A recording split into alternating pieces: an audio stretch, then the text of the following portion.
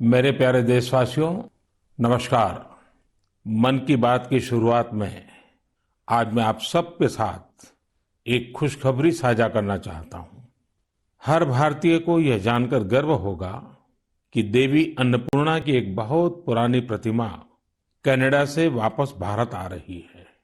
यह प्रतिमा लगभग 100 साल पहले 1913 के करीब वाराणसी के एक मंदिर से चुराकर देश से बाहर भेज दी गई थी। मैं कनाडा की सरकार और इस पुण्य कार्य को संभव बनाने वाले सभी लोगों का इस सहृदयता के लिए आभार प्रकट करता हूं। माता अन्नपूर्णा का काशी से बहुत ही विशेष संबंध है। अब उनकी प्रतिमा का वापस आना हम सभी के लिए सुखद है। माता अन्नपूर्णा की प्रतिमा की तरह ही हमारी विरासत की अनेक अनमोल धरोहरें अंतर्राष्ट्रीय गिरोहों का शिकार होती रही है। ये गिरोह अंतर्राष्ट्रीय बाजार में इन्हें बहुत ऊंची कीमत पर बेचते हैं। अब इन पर सख्ती तो लगाई ही जा रही है। इनकी वापसी के लिए भारत ने अपने प्रयास भी बढ़ाए हैं।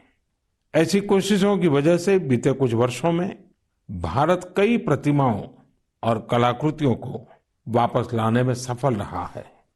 माता अन्नपूर्णा की प्रतिमा की वापसी के साथ एक संयोग ये भी जुड़ा है कि कुछ दिन पूर्व ही वर्ल्ड हेरिटेज वीक मनाया गया है। वर्ल्ड हेरिटेज वीक संस्कृति प्रेमियों के लिए पुराने समय में वापस जाने, उनके इतिहास के अहम पड़ावों को पता लगाने का एक शानदार अवसर प्रदान करता है। कोरोना कालखंड के बावजूद भी इस बार हमने इनोवेटिव तरीके से लोगों को ये हेरिटेज वीक मनाते देखा। क्राइसिस में कल्चर बड़े काम आता है। इससे निपटने में अहम भूमिका निभाता है। टेक्नोलॉजी के माध्यम से भी कल्चर एक इमोशनल रिचार्ज की तरह काम करता है।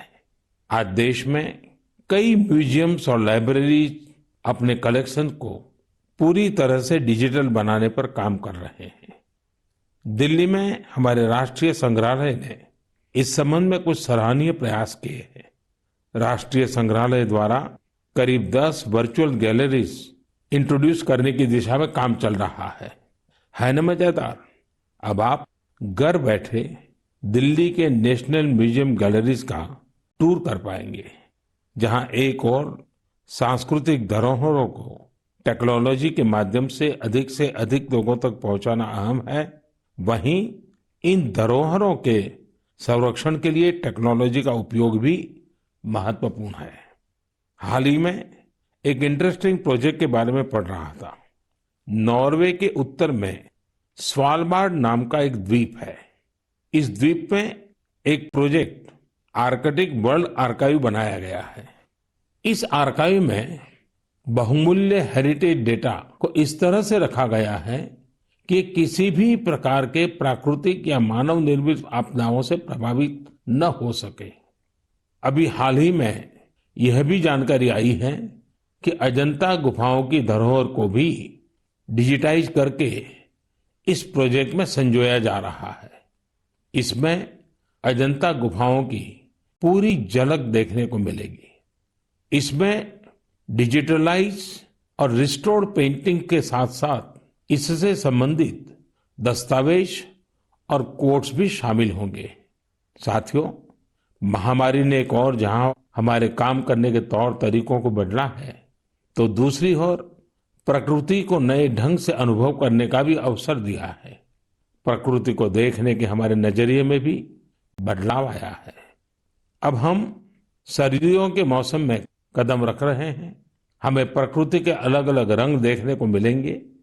पिछले कुछ दिनों से इंटरनेट चेरी ब्लॉसम की वायरल तस्वीरों से भरा हुआ है। आप सोच रहे होंगे, जब मैं चेरी ब्लॉसम की बात कर रहा हूं तो जापान की इस प्रसिद्ध पहचान की बात कर रहा हूं, लेकिन ऐसा नहीं है। ये जापान की तस्वीरें नहीं है, ये अपने मेघालय के शिलांग की तस्वीरें हैं। मेघालय की खूबसूरती को इन चेरी ब्लॉसम्स ने और बढ़ा दिया है। साथियों, इस महीने 12 नवंबर से डॉक्टर सलीम अली जी का 125वां जयंती समारोह शुरू हुआ है। डॉक्टर सलीम ने पक्षियों की दुनिया में बर्ड वॉचिंग को लेकर उल्लेखनीय कार्य किया है। दुनिया के बर्ड वॉचर्स को भारत के प्रति आकर्षित भी किया है। मैं हमेशा से बर्ड वॉचिंग के शौकीन लोगों का प्रशंसक रहा हूं।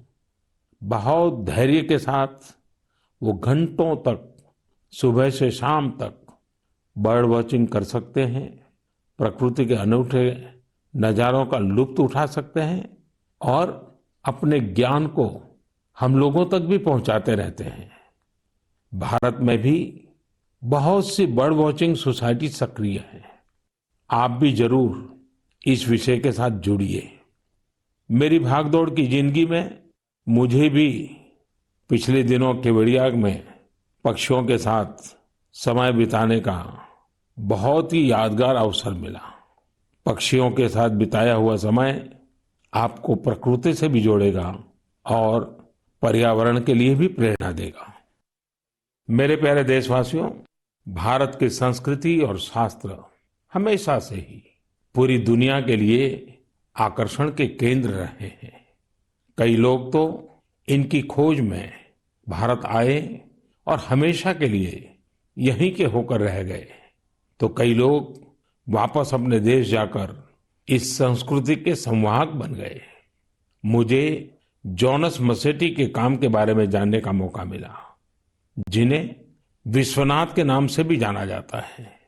जोनस ब्राजील में लोगों को वेदांत और गीता सिखाते हैं। वे विश्व विद्या नाम की एक संस्था चलाते हैं, जो रियो डी जेनेरो से घंटे भर की दूरी पर पेट्रोपोलिस के पहाड़ों में स्थित है। जॉनस ने मैकेनिकल इंजीनियरिंग की पढ़ाई करने के बाद स्टॉक मार्केट में अपनी कंपनी में काम किया। बाद में उनका रुझान भारतीय संस्कृति और खासकर वेदांत की तरफ हो गया। स्टॉक से लेकर के स्पिरिचुअलिटी तक वास्तव में उनकी एक लंबी यात्रा है। जॉनस ने भारत में वेदांत दर्शन का अध्ययन किया और 4 साल तक वे कोयम्बतूर के आर्ष विद्या गुरुकुलम में रहे। जॉनस में एक और खासियत है, वह अपने मैसेज को आगे पहुंचाने के लिए टेक्नोलॉजी का प्रयोग कर रहे हैं। वह नियमित रूप से ऑनलाइन प्रोग्राम्स करते हैं। वे प्रतिदिन पॉडकास्ट करते हैं। पिछले 7 वर्षों में जॉनस ने वेदांत पर अपने फ्री ओपन कोर्सेज के माध्यम से 1.5 लाख से अधिक स्टूडेंट्स को पढ़ाया है। जॉनस न केवल एक बड़ा काम कर रहे हैं, बल्कि उसे एक ऐसी भाषा में कर रहे हैं जिसे समझने वालों की संख्या भी बहुत अधिक है। लोगों में इसको लेकर काफी रुचि है कि कोरोना और क्वारंटाइन के इस समय में वेदांत कैसे मदद कर सकता है। मन की बात के माध्यम से मैं जॉनस को उनके प्रयासों के लिए बधाई देता हूं और उनके भविष्य के प्रयासों के लिए शुभकामनाएं देता हूं। साथियों, इसी तरह अभी एक खबर पर आपका ध्यान जरूर गया होगा। न्यूजीलैंड में वहां के नवनिर्वाचित एमपी डॉक्टर गौरव शर्मा ने विश्व की प्राचीन भाषाओं में से एक संस्कृत भाषा में शपथ ली है। एक भारतीय के तौर पर भारतीय संस्कृति का ये प्रसार हम सबको गर्व से भर देता है। मन की बात के माध्यम से मैं गौरव शर्मा जी को शुभकामनाएं देता हूं।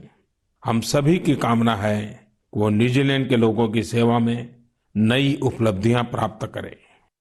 मेरे प्यारे देशवासियों, कल 30 नवंबर को हम श्री गुरु नानक देव जी का 551वां प्रकाश पर्व मनाएंगे। पूरी दुनिया में गुरु नानक देव जी का प्रभाव स्पष्ट रूप से दिखाई देता है। वैंकूवर से वेलिंगटन तक, सिंगापुर से साउथ अफ्रीका तक उनके संदेश हर तरफ सुनाई देते हैं। गुरु ग्रंथ साहिब में कहा गया है, सेवक को सेवा बन आई, यानी सेवक का काम सेवा करना है। बीते कुछ वर्षों में कई अहम पड़ाव आए और एक सेवक के तौर पर हमें बहुत कुछ करने का अवसर मिला। अड़ी सोमवार से शुक्रवार शाम 6 बजे सिर्फ TV9 भारतवर्ष पर।